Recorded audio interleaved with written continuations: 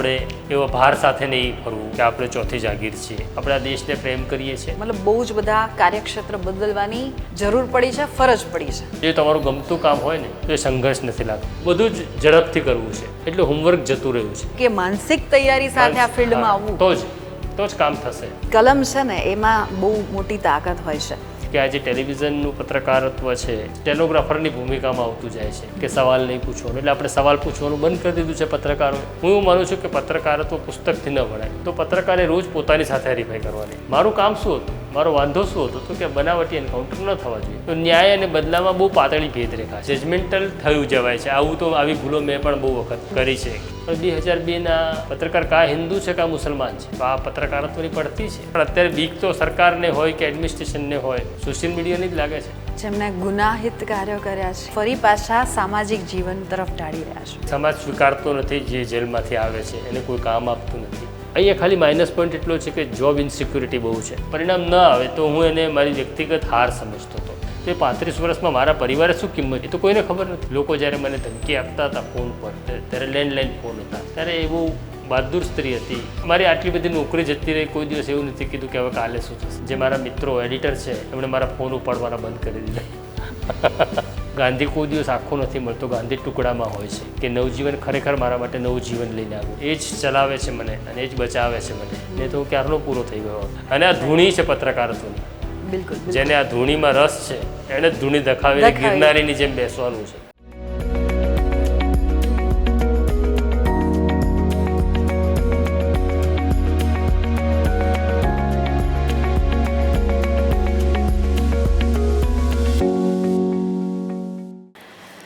નમસ્કાર, હું છું આપની સાથે બંસી રાજપૂત અને આપ જોઈ રહ્યા છો અમારી ખાસ રજૂઆત સદાબહાર લમ્હે.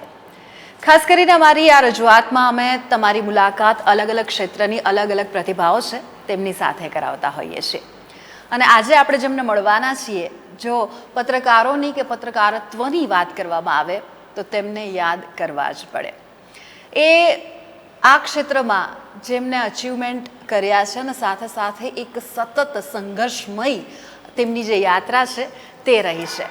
એ તમારા છે, જેને અમે આપણા બનાવવા માટે આવ્યા છીએ. અને સાથે સાથે લોકો એવું કહે છે કે ભાઈ એ બહુ જ બેકાબૂ છે, પરંતુ જ્યારે એ બેકાબૂ બને છે ત્યારે લોકોના જે અવાજ છે ને તેને એક અલગ જ વાંચા મળે છે. તેવા પ્રશાંત દયાળ આપણી સાથે છે. Sir, welcome on my show.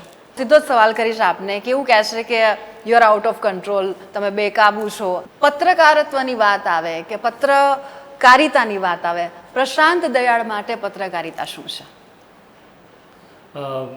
સૌથી પહેલાં તો અમારું ગમતું કામ છે. ઓકે. કારણ કે પત્રકારત્વ એટલા માટે હું કરવા આવ્યો. જ્યારે 1988માં મેં પત્રકારત્વની શરૂઆત કરી ત્યારે પેલું ખ્યાલ નહોતો કે દુનિયા બદલી નાખવાની છે. આવી ભ્રમણા સાથે માણસો આવતા હોય છે અને પછી 6-7 મહિનામાં સમજાય છે કે દુનિયા તો નથી બદલાતી, પણ આપણે ન બદલાઈ જઈએ તો સારું છે. એટલે શરૂઆત જ એવી રીતના કરી હતી કે આપણે નથી બદલાવું, અને આપણે નથી બદલાવું તો આપણે જેવા છીએ એવા જ રહેવું છે. તો પત્રકારત્વ એટલે કરવું છે કે લોકોની જિંદગીમાં બસ કંઈક સારું થાય, એક નિમિત્ત બનીએ. એટલે હંમેશા એવું નક્કી હતું કે પત્રકાર બનવું છે? પહેલેથી નક્કી હતું. બીજું કોઈ કામ મેં કર્યું જ નથી અને કદાચ હવે તો આવડશે પણ નહીં બીજું કામ. તો 88થી આ સફર શરૂ થઈ છે. પત્રકારોને લોકશાહીના ચોથા આધાર સ્તંભ કહેવામાં આવે છે અને એવું કહેવાય છે કે જે કલમ છે ને એમાં બહુ મોટી તાકાત હોય છે. પહેલી તો એ વસ્તુ છે કે આપણે પેલો જે ભ્રમ છે ચોથી જાગીર છે કાઢી નાખીએ. હા, ઓકે. આપણે એવો ભાર સાથે નહીં ફરવું કે આપણે ચોથી જાગીર છીએ. એટલે ઘણી વખત એવું થાય છે કે પત્રકારોને કોઈ તકલીફ આવે કે એમની ઉપર હુમલાઓ થાય ત્યારે પત્રકારો એવી ડિમાન્ડ કરે છે કે એક અલગ કાયદો હોવો જોઈએ. હું કહું છું, કામ એવું અલગ હોવું જોઈએ? આપણે આ દેશના નાગરિક છીએ, જેમ કરોડો લોકો છે એમ આખા એમાં આપણે પણ છીએ. એટલે આપણે ચોથી જાગીરવાળી વાત કરીશું ને તો આપણે એ ભાર તળે દબાઈ જઈશું. આપણે આ દેશને પ્રેમ કરીએ છીએ અને આપણે જે કંઈ કરીએ છીએ આપણા પોતાના માટે કરીએ છીએ, કારણ કે આપણે પોતાને પણ પ્રેમ કરીએ છીએ.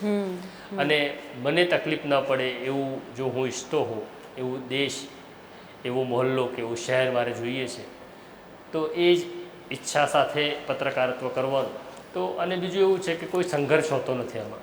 ઓકે. હા, આપણને જે સંઘર્ષ લાગે છે, જો તમારું ગમતું કામ હોય ને તો એ સંઘર્ષ નથી લાગતો. નવી પેઢીને આપીને જવું આપણી પાસે જે છે તો એ વધુ સારું કામ કેવી રીતના થઈ શકે એ દિશામાં આગળ વધતા રહેવું. જો હું ખોટી ન હોઉં તો કદાચ 35 વર્ષની તમારી આખી જે આ સફર છે તે રહી છે, તો એમાં તમે બહુ બધા બદલાવ પણ જોયા હશે. કંઈ ફેરફાર છે? જ્યારે હું પત્રકારત્વમાં આવ્યો ત્યારે તો અખબાર જ હતા, બીજું કંઈ હતું નહીં. અને બીજું 2 કે 3 જ અખબારો હતા, મોટા અખબારો. સમય બદલાયો, માધ્યમોનો પ્રકાર બદલાયો, ટેલિવિઝન આવ્યું. પહેલાં એટલું છે કે તમારી પાસે કોમ્યુનિકેશનના સાધનો નહોતા, પત્રકાર પાસે પણ સાધનો નહોતા. લેન્ડલાઇન ફોન જ હતો, અને લેન્ડલાઇન ફોન હોવો એ પણ એક લક્ઝરી ગણાતી. એટલે પત્રકારને ખૂબ ફૂટવર્ક કરવું પડતું હતું. બિલકુલ. એક સામાન્ય ફરિયાદ પણ હોય, માની લો અમદાવાદમાં, તો તમારે 8-10 કિલોમીટર દૂર એ ફરિયાદની કોપી લેવા જવું પડતું હતું, કારણ કે ફેક્સ પણ નહોતા, ઝેરોક્સ નહોતી, કશું જ નહોતું. એટલે ફૂટવર્ક વધારે હતું. હવે કોમ્યુનિકેશનના સાધનો વધ્યા એટલે ફૂટવર્ક ઘટી ગયું છે. સાધનો વધ્યા, ફૂટવર્ક ઘટ્યું એનો પણ વાંધો નહીં, પણ બધું જ ઝડપથી કરવું છે એટલે હોમવર્ક જતું રહ્યું છે. અને ટેલિવિઝનના પત્રકારોની સમસ્યા એવી વધી ગઈ છે કે અત્યારે માની લો કે એ પુસ્તકની સ્ટોરી કરે છે, અને કલાક પછી એ ક્રાઇમની સ્ટોરી કરે છે, અને પછી એ બીજી જ કોઈ સ્ટોરી કરે છે. એટલે કોઈ વિષય ઉપર એની ડેપ્થ કે પકડ નથી આવતી. અને એટલે ધીરે ધીરે એવું થાય છે કે એવું લાગવા લાગ્યું છે કે આ જે ટેલિવિઝનનું પત્રકારત્વ છે એ સ્ટેનોગ્રાફરની ભૂમિકામાં આવતું જાય છે. પત્રકારત્વ ઓછું થઈ જાય છે. તમે બોલો, અમે બૂમ મૂકી દઈએ છીએ, તમે વાત કરી લો. હોમવર્ક નથી એટલે પ્રશ્ન નથી. અને આપણી જે તાલીમ છે ને, ઘરની તાલીમ, સ્કૂલની તાલીમ, એમાં થોડીક ગડબડ થાય છે કે સવાલ નહીં પૂછવું. મા બાપ પહેલાં એવું કહે છે કે હું જે કહું એ તારે માનવાનું, સવાલ નહીં પૂછવાનો. સ્કૂલમાં જાઓ તો શિક્ષક કહે છે, અને હવે સરકાર એવું કહે છે કે સવાલ નહીં પૂછવાનો. એટલે આપણે સવાલ પૂછવાનું બંધ કરી દીધું છે પત્રકારોએ. તો આ ફેર આવ્યો ત્યારે પત્રકારો સવાલ પૂછતા. અને તમે જે રીતે વાત કરી આગળના તમારા જવાબમાં કે નવી પેઢીને કંઈક આપીને જવું છે, આપવું છે, એ શું છે? અમે અહીંયા નવજીવનમાં જર્નલિઝમની કોલેજ પણ ભણાવીએ છીએ. અને આ નવજીવનની કોલેજ શરૂ કરવા પાછળનો ઈરાદો એવો હતો કે 88માં જ્યારે હું પત્રકારત્વ જે કોલેજમાં ભણ્યો, ત્યાં 2 વસ્તુ હતી. એક તો જે પત્રકારત્વ ભણાવવા આવતા તે પત્રકાર નહોતા, એ સાહિત્યકાર હતા, એ લેખક હતા, એમણે કોઈ દિવસ ફિલ્ડમાં રિપોર્ટિંગ નથી કર્યું. અને બીજું પુસ્તક ભણાવવામાં આવે છે. હું એવું માનું છું કે પત્રકારત્વ પુસ્તકથી ન ભણે. પત્રકારત્વ એ સ્વિમિંગ જેવું છે. એમાં તમારે પાણીમાં ઉતરવું જ પડે, ડૂબવું જ પડે, 2-4 વખત પાણી પી જવું પડે. એટલે અમે અહીંયા જે પત્રકારત્વ ભણાવીએ છીએ નવજીવનમાં, આમાં અમારી પાસે પુસ્તક નથી. એટલે પુસ્તક વગરનું પત્રકારત્વ અમે ભણાવીએ છીએ. એવી રીતના અલગ અલગ અમારી પાસે 45 ફેકલ્ટી છે. અને અમારી પાસે જે કંઈ છે એ આપીને જવું છે. અને અમે આ પત્રકારોને એવું કહીએ છીએ ખાસ કે તમે અહીંથી ભણો છો ત્યારે અમે તમને જે ડિગ્રી આપીએ છીએ ને તો ફી ભર્યાની રસીદ છે. આનાથી કોઈ દિવસ કામ મળતું નથી. અને એના કરતાં પણ સૌથી અગત્યનું એવું છે કે સારા માણસ થજો. પત્રકાર તો બહુ છે. જ્યારે માણસ અને સમાચારની પસંદગી કરવાની આવે તો માણસની કરી દેજો, સમાચાર છોડી દેજો. એટલે આપણે આપણા સમાચાર માટે રડાવવાનું નથી. અને આંસુ કેવી રીતના લૂછી શકાય એવા સમાચાર આપણે કરવાના છે. જે નવી પેઢી છે એને પ્રોપર, કારણ કે ખાલી વાંચવાથી કે વાંચી લેવાથી પત્રકાર નથી બની જવાતું. હા, એટલે વાત સાચી છે. બીજું એવું છે કે પત્રકારત્વમાં આવતા પહેલાં નવા પત્રકારે નક્કી કરી લેવું પડશે કે આ કોઈ બેંકની કે સ્કૂલની નોકરી નથી, 10 થી 6ની નોકરી નથી. હા, આ રાઉન્ડ ધ ક્લોક ચાલનારી પ્રક્રિયા છે. પ્રક્રિયા કહું છું, સતત ચાલ્યા કરે છે. અને તમે સૂઈ જાઓ તો પણ તમને સમાચારના વિચાર આવવા જોઈએ, તમે જમતા હોવ તો પણ તમને સમાચારના વિચાર આવવા જોઈએ. બંસી, મારી નોકરીનો પ્રારંભ થયો એના 15 વર્ષ પહેલાં 15 વર્ષ એવા છે કે મેં એક પણ રજા નથી લીધી, કોઈ વીકલી ઓફ નહીં, કોઈ જ ઘટનાની. સવારે મારા ફાધરનું નિધન થાય છે અને સાંજે હું ઓફિસ પર હોઉં છું. તો એ કોઈ મહાન કામ નથી, પણ એ કામ એવું હોવું જોઈએ કે તમને એવું લાગવું જોઈએ કે આમાં મારું કામ છે. અને પત્રકારે કોની સાથે હરીફાઈ કરવાની છે? તો પત્રકારે રોજ પોતાની સાથે હરીફાઈ કરવાની. કે માનસિક તૈયારી સાથે આ ફિલ્ડમાં આવવું તો જ કામ થશે. બિલકુલ. બાકી આજે મારે વીકલી ઓફ છે એટલે આજે હું કોઈ સમાચાર નહીં કરું એવું નહીં થાય. એટલે મારે એવું થતું કે મારો ત્યારે તો ખાલી દીકરાનો જ જન્મ થયો હતો, એટલે હું પત્ની અને મારો દીકરો પિક્ચર જોવા જઈએ અને અડધા પિક્ચરમાં મને યાદ આવે કે એક સ્ટોરી રહી ગઈ છે. અચ્છા. એટલે હું એમને થિયેટરમાં બેસાડીને પાછો ઓફિસ આવું એવું કહીને કે હું આવું છું હમણાં, અને સ્ટોરી લખું પછી ઘરે જતો રહું, ભૂલી જાઉં. અને પછી યાદ આવે ઘરે ગયા પછી કે ઘરમાં કેમ કોઈ નથી. બરાબર. એટલે પાછું યાદ આવે કે તો થિયેટરમાં છે. એટલે હું આવું ત્યારે પિક્ચર છૂટી ગયું અને બંને થિયેટરની બહાર મારી રાહ જોતા હોય. અને આ ધૂણી છે પત્રકારત્વની. બિલકુલ. જેને આ ધૂણીમાં રસ છે એને ધૂણી દખાવીને ગિરનારીની જેમ બેસવાનું છે. લડાઈ જ્યારે સતત હોય ત્યારે ઘણા ભોગ આપવા પડતા હોય છે. ભોગ તમને ત્યારે લાગે કે જ્યારે તમને એવું લાગે કે તમે બહુ મોટું કરો છો કોઈ કામ, અને ભોગ અથવા ડર ત્યારે લાગે કે જ્યારે તમારી પાસે ગુમાવવા જેવું કંઈ હોય. તમારી પાસે ગુમાવવા જેવું કંઈ નથી તો ડર ના લાગે. તમારી પાસે ગુમાવવા જેવું મારા જીવ સિવાય કંઈ નથી તો શેનો ડર? જીવ જવાનો જ ડર રહ્યો ને. તો એ તો એક દિવસ એક તારીખ નક્કી છે. હું સમાચાર લખીશ તો એ તારીખે જવાનો છું, બિલકુલ. નહીં લખું તો પણ એ તારીખે જવાનો છું. તો પછી લખતો કેમ ના રહો? તો લખવાનું, કામ કરવાનું, બોલવાનું કે જે સમાચાર લખવું એનું પરિણામ હું ઈચ્છું એવું આવવું જોઈએ. અચ્છા, એ જીદ હતી. હા, પણ એવું જરૂરી નથી કે આપણે ઈચ્છીએ એવું જ પરિણામ આવે. અને બીજું કે પરિણામ ન આવે તો હું એને મારી વ્યક્તિગત હાર સમજતો હતો કે અપેક્ષિત, મને જે અપેક્ષિત છે એવું ન થયું. તો એવું ના હોવું જોઈએ. તમારું કામ તમારે કરવાનું છે, પરિણામની ઈચ્છા ચોક્કસ હોવી જોઈએ, બરાબર, અને એને પરિણામ સુધી પહોંચાડવાની જીદ પણ હોવી જોઈએ. પણ એવું બને કે લાંબી લડાઈ પછી પરિણામ તમે ઈચ્છ્યું હતું એવું ન આવે અથવા પરિણામ જ ન આવે તો નિરાશા આવતી, અને નિરાશા બહુ ખતરનાક હતી. એટલે એમાંથી હું શીખ્યો કે મારું કામ લડવાનું છે, બરાબર છે. ઉદાહરણ રૂપે કહું કે ગુજરાતમાં એન્કાઉન્ટરનો દોર ચાલ્યો અને મેં સ્ટોરી લખવાની 2006માં શરૂઆત કરીને પછી 2007માં ઇન્વેસ્ટિગેશન થયા અને બહુ બધા અધિકારીઓ પકડાયા, IPS અધિકારીઓ પકડાયા, પોલિટિશિયનો પકડાયા, અને એ લોકો 12, 13, 14 વર્ષનો ગાળો એમનો જેલમાં પણ ગયો, કેટલાકનો 8, 9, 9 વર્ષ ગયો. અને પછી છૂટ્યા ત્યારે મને એવું કહેવા લાગ્યા મિત્રો કે તમે આટલું કર્યું પણ શું, આ લોકો તો છૂટી ગયા. ત્યારે મને એવું લાગ્યું કે આ મારી હાર છે. તો એ સમજાયું કે ના, મારી હાર નથી. મારું કામ શું હતું, મારો વાંધો શું હતો તો કે બનાવટી એન્કાઉન્ટર ન થવા જોઈએ.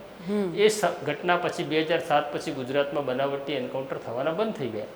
નહીં લેવાની, નહીં તો શું થાય પછી એમાં બદલો લેવાની ભાવના આવે. જ્યારે અપેક્ષિત પરિણામ ન આવે ત્યારે આપણને એવું લાગે હવે હું બતાડી દઉં. આ બતાડી દેવાની કે પાડી દેવાવાળી વાત નથી. કારણ કે આપણે કેવું કહીએ છીએ જ્યારે ફાંસી આપો કોઈ આરોપીને થાય ત્યારે કે આવું આવે છે. તો જ્યારે આપણે ફાંસીની વાત કરી છે ને ત્યારે આપણે ન્યાય નથી માગતા, ત્યારે આપણે બદલો માગીએ છીએ. તો ન્યાય અને બદલામાં બહુ પાતળી ભેદરેખા છે. કોઈ રાજી થાય છે, કોઈ દુઃખી થાય છે ને તો સમાચારની બાય પ્રોડક્ટ છે. નારાજ થાય, કોઈ દુઃખી થાય ને આપણને નુકસાન કરવાનો પ્રયત્ન કરે તો એની તૈયારી પણ રાખવાની આપણે કે થઈશું. આપણા પ્રારબ્ધમાં આ તકલીફનો સમય છે. તમે એવું કહ્યું કે મતલબ બહુ જ બધા કાર્યક્ષેત્ર બદલવાની જરૂર પડી છે, ફરજ પડી છે. જરૂરિયાત હોવા છતાં કહેવાતા મિત્રો પણ સાથ નથી આપતા અથવા તો નથી આપી શકતા. પહેલી વસ્તુ તો એવી છે કે જે કંઈ આ લડાઈ છે ને વ્યક્તિગત લડાઈ છે. એટલે કોઈ મારી સાથે ઊભું રહેશે એ અપેક્ષા આ લડાઈ નહીં લડવાની.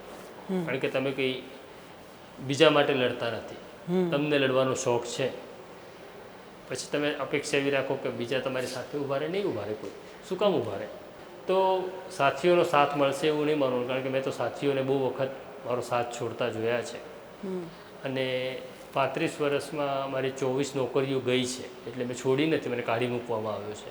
તે કાઢી મૂકવામાં આવ્યા છે એ એવી રીતના જાહેરમાં બોલવું અને સ્વીકારવું, એના માટે પણ બહુ હિંમત જોઈએ. આ હિંમત, આ બેબાકપણું અનુભવે આવ્યું છે? ના, હું આવો જ હતો. ઓકે. માણસને બહુ બદલી ના શકાય. તો તમને ડર લાગે? ડર તો બે લોકોને જ ન લાગે. એક તો પાગલને ન લાગે ને જાનવરને ન લાગે. તો માણસ ડર તો લાગે. ડરને હાવી નહીં થવા દેવાનો જિંદગી પર. જ્યારે ડર લાગે ને ત્યારે સૌથી ખરાબ શું થઈ શકે એનો વિચાર કરી લેવાનો. કારણ કે તમારી તાકાત કે તમારી નબળાઈ તમારો પરિવાર હોય છે. જો પરિવાર સાથે ન ઊભું રહેતું હોય અથવા કિંમત ન ચૂકવતું હોય, કારણ કે આમાં હું એવું કહું ને કે મેં બહુ મોટું કામ કર્યું કે બહુ 35, તો એ 35 વર્ષમાં મારા પરિવારે શું કિંમત ચૂકવી એ તો કોઈને ખબર નથી. હું હમણાં આવું છું, ઘરેથી ફોન આવ્યો હોય ને હું એવું કહું હમણાં આવું છું, એ હમણાં મારી 8-10 કલાકની હોય તો એ સ્ત્રીએ કિંમત ચૂકવી છે. બિલકુલ. લોકો જ્યારે મને ધમકી આપતા હતા ફોન પર, ત્યારે લેન્ડલાઇન ફોન હતા, ત્યારે એ બહુ બહાદુર સ્ત્રી હતી. એ એવું કહેતી કે સરનામું લખી લો, મારવું હોય તો ઘરે તો આવવું પડશે ને. અચ્છા. તો એની હિંમત મારી તાકાત હતી. હવે નથી રહી મારી સાથે, પણ એ મારી યોદ્ધા હતી. તો એ પણ એક જર્નલિઝમનો હિસ્સો જ છે પરિવાર મારો. એમણે મને કોઈ દિવસ રોક્યો નથી, ટોક્યો નથી. ક્યારેય એવું નથી કહ્યું કે છોડી દો, નથી ના, કરવું, કોઈ શું દિવસ કામ? નહીં. મારી આટલી બધી નોકરી જતી રહી, કોઈ દિવસ એવું નથી કીધું કે હવે કાલે શું થશે. તો એ મારી પરનો ભરોસો હોવો એ પણ મારી તાકાત છે. સાથે સાથે અત્યારે આપણે તમે નવજીવનને લઈને સક્રિય છો, એટલે એવું કહી શકાય નવજીવને એક નવું જીવન આપ્યું છે. હા, એટલે 2015માં એક ઘટના ઘટે છે. હું જે અખબારમાં કામ કરતો હતો એ અખબારના પત્રકારોના પગારના મુદ્દે મેનેજમેન્ટ સાથે વાંધો પડ્યો અને પછી મને બધાએ નોકરી આપવાની બંધ કરી દીધી. જે મારા મિત્રો એડિટર છે એમણે મારા ફોન ઉપાડવાના બંધ કરી દીધા કે આનો ફોન ઉપાડે છે તો આ નોકરી માગશે. અને 2015માં 16માં એક એવો ટર્નિંગ પોઈન્ટ આવ્યો જિંદગીનો કે નવજીવન સાથે મારો નાતો થયો. નવજીવનમાં હું આવવા તો નહોતો માગતો, કારણ કે હું એવું માનતો હતો કે આ તો ગાંધીની સંસ્થા છે, હું ક્યાં ગાંધીયન છું. પણ કેટલાક મિત્રોએ સમજાવ્યું કે ગાંધી કોઈ દિવસ આખો નથી મળતો, ગાંધી ટુકડામાં હોય છે, દરેકમાં ગાંધી જીવે છે. અને હું નવજીવનનો હિસ્સો બન્યો એટલે મને એવું લાગે, એવું કહેવામાં અતિશયોક્તિ નથી કે નવજીવન ખરેખર મારા માટે નવું જીવન લઈને આવ્યું. ગાંધી કોઈ દિવસ આખો તમને નહીં મળે. અચ્છા. ગાંધી ટુકડામાં મળે. કોઈ માણસ સાચું બોલે છે તો એનામાં ગાંધી છે. કોઈ પોલીસવાળો 4 રસ્તા ઉપર કોઈ ડોસીમાનો હાથ પકડી અને રસ્તો ક્રોસ કરાવે છે તો એ ગાંધી છે. તો ગાંધીને મારી ન શકાય અને ગાંધી કોઈ દિવસ મરશે નહીં. એટલે તમે જ્યારે ડરની વાત કરી તો ઈશ્વરમાં કે એ પાવરમાં, એમાં શ્રદ્ધા ખરી? એકદમ. એ જ ચલાવે છે મને અને એ જ બચાવે છે મને. નહીં તો હું ક્યારનો પૂરો થઈ ગયો. લોકોએ એવું માની લીધું હતું કે હવે આ પૂરો થયો છે, ત્યારે એણે મને ઊભો કર્યો છે. મેં કહ્યું ને કે 2015માં અખબારમાંથી, ટેલિવિઝનમાંથી જેટલા મારા મિત્રો છે, મારા વયસ્કો છે, બધા એડિટર છે. એટલે મને એવું હતું મને ક્યાંક તો નોકરી મળી જશે ને. કોઈએ મારો ફોન ન લીધો ત્યારે મને પણ એવું લાગ્યું હતું કે હવે હું પૂરો થઈ ગયો. તો આ ઈશ્વરની જ મદદ હતી. અને બહુ વખત એમ કે મને એક વખત સુરત પોલીસમાં એક અધિકારી નારાજ થાય છે. એ પ્લાન કરે છે કે મને ઉપાડી લેવો પહેલાં અને પછી મારી સામે ગુનો દાખલ કરવો કે જેથી મને આગોતરા જામીન ન મળે. તો જે ટીમ પકડવા આવતી તે ટીમમાંથી જ ફોન આવે છે કે અમે આવીએ જ તમને લેવા, તમે નીકળી જાઓ, અમારે તમને પકડવા નથી. મારું મર્ડર પ્લાન થાય છે ત્યારે મર્ડર પ્લાન કરનારી ટીમમાંથી જ એક માણસ મને કહી જાય છે કે આવું પ્લાન થયું છે, તમે પોતાને સાચવી લેજો. તો ઈશ્વર તો અલગ અલગ સ્વરૂપમાં મળે છે ને. અને હું માનું છું કે આપણી આસપાસ જે લોકો છે ને, ઈશ્વર એના દ્વારા જ વાત કરે. અને બીજું જે કંઈ આપણે કરીએ છીએ ને, ખાસ કહેવું છે કોઈના માટે સારું, નહીં તો શું થાય કે સારું કરવાનું પણ અભિમાન આવે. આપણે એવું માનીએ પરોપકારી છે, પરોપકારી નથી, એ બહુ સ્વાર્થી છે. અને હું બહુ સ્વાર્થી માણસ છું. હું એટલા માટે કંઈક સારું કરું છું અથવા સારું કરવાનો પ્રયત્ન કરું છું કારણ કે મને આનંદ આપે છે. માણસ પોતાને પ્રેમ કરતો થાય અને સ્વાર્થી થઈ જાય ને તો બીજા માટે સારું થાય. અને એવા સ્વાર્થી થયું કે જેનાથી બીજાની જિંદગીમાં સારું થાય. અને એવી હરીફાઈ પણ ખોટી નથી. કંઈ વાંધો નહીં. એવી સ્વાર્થી થવાની હરીફાઈમાં ઉતરવું ખોટું નથી, કારણ કે આપણી નોંધ ત્યાં થાય ને એ જ અગત્યની છે. બિલકુલ. અને પેલો હવે લેપટોપ લઈને બેઠો, પેલા ચિત્રગુપ્ત ચોપડો લખતો હતો, હવે લેપટોપ લખે છે, એટલે તાત્કાલિક હિસાબ થાય. ત્યાં ટેકનોલોજી, નવી ટેકનોલોજી ત્યાં પણ આવી છે. તમે કહ્યું કે તમે છાપામાનેમાં જ હંમેશાથી કામ કર્યું છે, એટલે એ ખાસ કરીને જો ગુજરાતી વાત કરો તો પેઢી હંમેશાથી ચાલી આવે છે. હવે થોડું અપગ્રેડ થઈ ગયા છીએ આપણે, સાથે સાથે સેટેલાઇટ ચેનલ આ બધું આવ્યું છે, એટલે કહેવાય ને કે એ ટેકનિકલી અને પ્લસ બહારથી પણ બહુ જ બધી કંપનીઓ ગુજરાતમાં પ્રવેશી છે. હવે આજે મિક્સચર થયું છે, માણસો એ જ છે, લોકો એ જ છે, નોલેજ સમવટ ક્યાંક ને ક્યાંક એ જ છે. એને કારણે કોઈ મહત્વપૂર્ણ ફેરફાર તમે નોંધ્યા છે? મિક્સઅપ થયું એના કરતાં કેવું થયું કે પહેલાં જે અખબારના માલિકો હતા એમના માટે પત્રકારત્વ એક જ હતું કામ, પત્રકારત્વ કરવું. એટલે એ લોકો બહુ પ્રમાણિકતાથી એ કામ કરતા તો એવું નહીં. પણ હવે એવું થયું છે કે જે લોકો અલગ અલગ રીતના આવે છે, અલગ અલગ બિઝનેસમાંથી આવે છે, એમના પોતાના બિઝનેસ છે. બિલકુલ. તો એ પોતાના બિઝનેસના પ્રોટેક્શન માટે હવે જર્નલિઝમ કરે છે, અથવા એના બિઝનેસનું કામ ઝડપથી થાય એના માટે જર્નલિઝમ કરે છે. તો પછી ત્યાં ગડબડ થવાની શક્યતા વધી જાય ને, ગમા વધી જાય. અને તમે કોઈ બિઝનેસ ચલાવતા હો તો પછી તમે કેવી રીતના સરકાર સામે લખશો કે લડશો? બેઝિકલી તમારું કામ તો સરકાર ને નહીં ગમતું લખવાનું છે તમારું. તમે સરકાર વિરોધી નથી, એ સરકાર નક્કી કરે છે કે તમે તરફી છો કે વિરોધી છો. તમે તો પત્રકારત્વ જ કરો છો.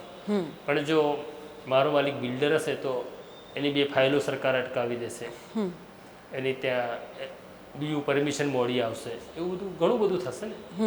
તો આ થયું છે કે હવે માત્ર પત્રકારત્વ નથી કરવું, આ એક પાવર છે. એટલે કોઈ બિલ્ડર આવે છે, કોઈ ઇન્ડસ્ટ્રીયલિસ્ટ આવે છે. બિલકુલ. એટલે એવું કહીએ આપણે કે રાજકારણની જ્યારે વાત હોય તો સામ દામ દંડ ભેદ, અને આમ આપણે મનુવાદી કે ડાર્વિનના ઉત્ક્રાંતિવાદની વાત કરીએ તો એક જીવ તરીકે આમ આપણું કામ એ જ છે કે આપણે આપણાથી જે વધારે સશક્ત કે એવું છે એની સામે સમવટ સર્વાઈવ કરવાનું છે, ટકી રહેવાનું છે. આ આપણા પત્રકારત્વ ક્ષેત્રને તમે આની સાથે સાંકળીને કઈ રીતે જુઓ છો અત્યારના સમયમાં? નહીં, એટલે હવે સવાલ એવો છે કે એક તરફ માણસો મળતા નથી એવી એક બૂમ છે પત્રકારત્વ. બિલકુલ. અને બીજી તરફ એવું છે કે બહુ મોટો લોટ મળતા નથી અને આવવા માંગતા નથી આ ક્ષેત્રમાં. ના, એટલે આ એક ફરિયાદ છે. આવું તો છે. બિલકુલ. પણ એવું જેવી રીતના બીજા બધા માલિકો આવી ગયા, બીજા બિઝનેસ કરનારા લોકો આ ધંધામાં આવી ગયા, એવું પત્રકારોમાં પણ થયું કે અહીંયા પાવર છે, અહીંયા પૈસો છે, એટલે આવું છે. એમાં એની તાકાત જતી રહેશે, એ નોર વગરનું પત્રકારત્વ થઈ જાય છે. રાઈટ. આમ જોઈએ તો પત્રકારોનું કામ સવાલો પૂછવાનું. તો તમને એવું નથી લાગતું કે એક તરફ પત્રકારો તરફથી પણ ક્યારેક પત્રકારો જજ બની જાય છે? પત્રકારો, હા, એટલે જજમેન્ટલ થયું જવાય છે. આવું તો આવી ભૂલો મેં પણ બહુ વખત કરી છે કે હું જજમેન્ટલ થઈ ગયો, પણ એ ખોટું છે. આપણે જજમેન્ટલ થવાની જરૂર નથી. બિલકુલ. એવી ભૂલો થાય છે પત્રકારોથી. દરેકનો પોતાનો પત્રકારત્વનો જુદો હેતુ છે, તો આપણને ખરાબ શું કામ લાગે? બિલકુલ. લોકો જે બોલે છે, પહેલાં એવું હતું 2002 સુધી કે કોમ્યુનલ રાઇટ્સ થાય, એના 2002 પહેલાંના પણ મેં રાઇટ્સ મેં જોયા છે, રિપોર્ટિંગ મેં કર્યું છે. તમે ટોળામાં જાઓ, હવે ટોળું હિન્દુનું પણ હોય ને મુસલમાનનું પણ હોય, તમે એવું કહી દો કે પત્રકાર, તો તમને ટોળું જવા દે. કેમ તેવું માને કે પત્રકાર એટલે હિન્દુ પણ નથી ને મુસલમાન પણ નથી. પણ 2002ના તોફાનો અને એના રિપોર્ટિંગે સાબિત કરી આપ્યું કે એવું નથી. પત્રકાર કા હિન્દુ છે કા મુસલમાન છે. એટલે ટોળું પણ પૂછવા લાગ્યું કે પ્રશાંત દયાળ એટલે કોણ, હિન્દુ કે મુસલમાન? તો આ પત્રકારત્વની પડતી છે.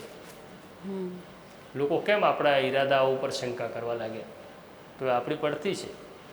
તમે કોઈની વિરુદ્ધ સ્ટોરી કરો તો અમારી કોમેન્ટ બોક્સમાં આવે છે કે તમારો વ્યવહાર થયો નથી, તો આપણી પડતી છે. કારણ કે લોકોએ જોયું હશે ક્યાંક પત્રકારોને વ્યવહાર કરતા, પત્રકારો ક્યાંક પાર્ટી બની જાય છે એવું લોકોએ જોયું હશે. પણ એનાથી હું નથી કરતો તો મારે કંઈ દુઃખી થવાની જરૂર નથી. આ ટીકા ટિપ્પણીથી સાથે સાથે સોશિયલ મીડિયાને કારણે બધું બહુ ઇઝી બની ગયું છે. નહીં, સોશિયલ મીડિયાને કારણે બદલે થાય કે એનો યુગ હમણાં જ આવ્યો છે, પણ સારું પણ થયું છે કે જે ટેલિવિઝન નથી બતાડતું, જે અખબારો નથી બતાડતા, એ સોશિયલ મીડિયા બતાડવા લાગ્યું છે. એની નબળી બાજુ પણ બહુ છે, પણ સબળી બાજુ છે ને. એટલે ઓથેન્ટિસિટી પર સવાલ ઉઠી રહ્યા છે. નહીં, એટલે બધા જ સમાચાર એવું નથી ને, એવું તો અખબારો કે ટેલિવિઝનની ઓથેન્ટિસિટી ઉપર સવાલ છે. પણ અત્યારે બીક તો સરકારને હોય કે એડમિનિસ્ટ્રેશનને હોય, સોશિયલ મીડિયાની જ લાગે છે. તમારું પેરેલલી એક આખું કાર્ય કે તમે સમાજથી આમ જોઈએ તો કપાયેલા, જેમણે ગુનાહિત કાર્યો કર્યા છે એવા લોકોની સાથે એમને કંઈક આપી રહ્યા છો, એમને શીખવી રહ્યા છો અને એને ફરી પાછા સામાજિક જીવન તરફ ઢાળી રહ્યા છો. આ પણ એક ઉમદા કાર્ય, આ પણ એક, પણ એમાં પણ ચેલેન્જીસ તો ઘણી બધી આવતી હશે. ના, એ નવજીવન ટ્રસ્ટનો એ પ્રોજેક્ટ છે આખો, જે હું જોઈ રહ્યો છું. સાબરમતી જેલમાં અમે કેદીઓને ભણાવવાનું કામ કરીએ છીએ. આ કોઈ યજ્ઞ નથી, આ કોઈ સેવા યજ્ઞ નથી, આ કોઈ મહાન કામ નથી. આપણા ભાગે આવેલું ઈશ્વરે સોંપેલું એક નાનકડું કામ છે. ત્યાં અમે એને ભણાવીએ છીએ. અને જેલમાં પત્રકાર તરીકે હું અનેક વખત રિપોર્ટિંગ કરવા ગયો, પણ નવજીવન ટ્રસ્ટ વતી ગયો ત્યારે બે વસ્તુ મને સમજાઈ, જે મારી માન્યતા હતી ને સામાન્ય લોકોની માન્યતા હોય છે. મારી માન્યતાઓ તૂટી. પહેલાં તો એવું આપણે માનીએ છીએ કે મુસલમાનો જ ગુનેગાર હોય છે. અચ્છા. બહુ લાર્જર પર્સપેક્ટિવ છે કે ગુનેગાર એટલે બધા મુસલમાન, જેમ ટેરરિસ્ટ એટલે બધા મુસલમાન. એવું જેલમાં ગયા પછી ખબર પડી કે 2% પણ મુસલમાન નથી જેલમાં. અચ્છા. અને બીજો પર્સપેક્ટિવ હતો કે આ હાર્ડકોર ગુનેગારો છે બધા. તો 98% ગુનેગાર તો એવા મળ્યા કે જે જિંદગીની પહેલી અને છેલ્લી ભૂલ એમને જેલમાં લઈ આવી છે. એટલે આ કોઈ હાર્ડકોર નથી. રિપીટેડ ઓફેન્ડર તો માત્ર 2% છે. તો એમને કેવી રીતના પાછા મેઇન સ્ટ્રીમમાં લાવવા, શિક્ષણ દ્વારા, કામ દ્વારા, એનું અમે નાનકડું કામ કરીએ છીએ. બિલકુલ. અને ઘણા લોકોને નવું એક કહેવાય કે, કારણ કે એ પ્રશ્નો તો થતા હશે કે ભલે એને સમોટ સુધારી શકીએ, કે એમની વાતોને વાચા આપી શકીએ, એમની સજા માફ કરાવી શકીએ, અને પાછા પણ એકવાર એ જેલવાળો ટેગ લાગી ગયો છે પછી ફરી પાછું એને સમાજ સ્વીકારતો નથી. જે જેલમાંથી આવે છે એને કોઈ કામ આપતું નથી, એમના લગ્ન થતા નથી, એટલે મલ્ટિપલ પ્રોબ્લેમ છે. એટલે એટલું જ નહીં કે ઘણા બધા મોટો વર્ગ એવો છે જેલમાં કે જે લોકો જેલમાં છે પણ એમના બાળકોને નથી ખબર પપ્પા જેલમાં છે. એટલે જ્યારે એમને વર્ષમાં 14 વખત રજા મળે, 14 દિવસની રજા મળે છે એ લોકોને, એ રજા મળે ત્યારે કોઈ મિત્રને કહીને ચોકલેટ્સ મંગાવી રાખે ફોરેનની, અને પોતાના બાળકને ચોકલેટ આપે કે હું દુબઈ છું, મસ્કત છું. બરાબર. અને ઘણા બધા બાળકો એવું જ માને છે કે એમના પપ્પા મસ્કત ગયા છે કે દુબઈ ગયા છે, અમને નથી ખબર એમના પપ્પા જેલમાં છે. Right, right, right. જે રીતે તમે વાત કરી આખી, અને આપણે આખું જે કન્વર્ઝેશન રહ્યું, આપણી આજની પેઢી હવેની આખી જે છે, એમને પત્રકારત્વ ક્ષેત્રમાં પાછા લાવવા માટે, અથવા તો આ ક્ષેત્ર વિશે તમે શું કહેવા માગશો? શું નહીં, આ બહુ સારું કામ છે પત્રકારત્વ કરવું, પત્રકારત્વમાં આવું. અહીંયા ખાલી માઇનસ પોઈન્ટ એટલો છે કે જોબ ઇન્સિક્યુરિટી બહુ છે, એટલે માનસિકતા સાથે આવવાનું. કાં તમે એની સાથે એડજસ્ટ થઈ જાઓ માલિક સાથે, કાં પછી નોકરી જતી રહેશે એની તૈયારી રાખો. અને એવું પણ નહીં માની લેવાનું કે આ જગતમાં પત્રકારત્વ જે લોકો કરે છે, પત્રકારોને બીક લાગી જાય કે આ જતું રહેશે તો શું. તો કંઈ અમદાવાદમાં 1 કરોડની વસ્તી છે તો 1 કરોડ પત્રકાર નથી. રાઈટ. તો જે પત્રકાર નથી એ પણ સરસ જિંદગી જીવે છે, જીવી શકાય. ચાની લારી ખોલી શકાય, ઓટો રિક્ષા ચલાવી શકાય, આમલેટ દુકાન પણ કરી શકાય, જીવાય. તો જે પત્રકાર નથી એ કે બધા મરી જતા નથી. એટલે આવવાનું, પત્રકારત્વ કરવા સરસ કામ છે. કિંમત માગશે કામ, અને નોકરી જતી રહેશે તો જતી રહેશે, ચિંતા નહીં કરવાની. તમને ક્યારે એવો વિચાર ના આવ્યો, એટલે કે તમે હંમેશાથી પત્રકાર તમારે બનવું હતું, તમે તો કહ્યું, પણ તમે જ્યારે તમારા ફ્રી ટાઈમમાં તમે શું કરતા હોય અપાર્ટ ફ્રોમ પત્રકારિતા? પ્રશાંત દયાળમાંથી જો પત્રકારને કાઢી નાખવામાં આવે અથવા તો એનો ફ્રી ટાઈમ હોય ત્યારે શું કરતા હોય? મારી પત્ની જે શિવાની છે એ નથી હવે, પણ એ મને કાયમ એવું કહેતી કે તમે ગોળનો ગાંગડો છો. અચ્છા. હા, તમે જ્યાં જાઓ ત્યાં તમારા મિત્રો મકોડાની જેમ તમને ચોટેલા રહે છે. મારી પાસે મિત્રો પુષ્કળ છે. ઓકે. સરસ મિત્રો છે મારી પાસે. મિત્રો સાથે કલાકો પસાર થઈ જાય છે. એ મિત્રો સાથે અમે સવારે મોર્નિંગ વોક કરવા જઈએ, સ્વિમિંગ કરવા જઈએ, એવું ઘણું બધું છે. એટલે ગમતું કામ પણ કરવાનું. બિલકુલ. એટલો સમય કાઢી લો છો, એટલો મળી જાય છે? મળી જાય. એટલે આમાં સમય કાઢવાનો હોતો જ નથી, આપણી પાસે સમય પુષ્કળ હોય. ઓકે. આપણે બહાનું કરીએ સમય નથી મળતો. ગમતું કામ હોય એનો તો સમય મળી જાય છે. બિલકુલ. અમારા શોના માધ્યમથી અમારા દર્શકોને કોઈ ખાસ મેસેજ આપવા માંગતા ના, એટલો મોટો પણ હું નથી મેસેજ આપી શકતો. થેન્ક યુ સો મચ અમને તમારો સમય આપવા બદલ, અને અમારી સાથે આટલી સરસ જે વાતો કરી, અમને પણ ઘણું બધું શીખવા મળ્યું, ઘણું જાણવા મળ્યું, અને થેન્ક યુ સો મચ. તો આ હતા પ્રશાંત દયાળ કે જેમણે પત્રકારત્વ વિશે અને સાથે સાથે એમની જે આખી જીવન સફર રહી છે તેના વિશે આપણી સાથે વાત કરી છે. આ જ પ્રકારની પ્રતિભાઓ સાથે હું તમારી મુલાકાત કરાવતી રહીશ. ત્યાં સુધી તમે જોતા રહો સદાબહાર લમ્હે. નમસ્કાર.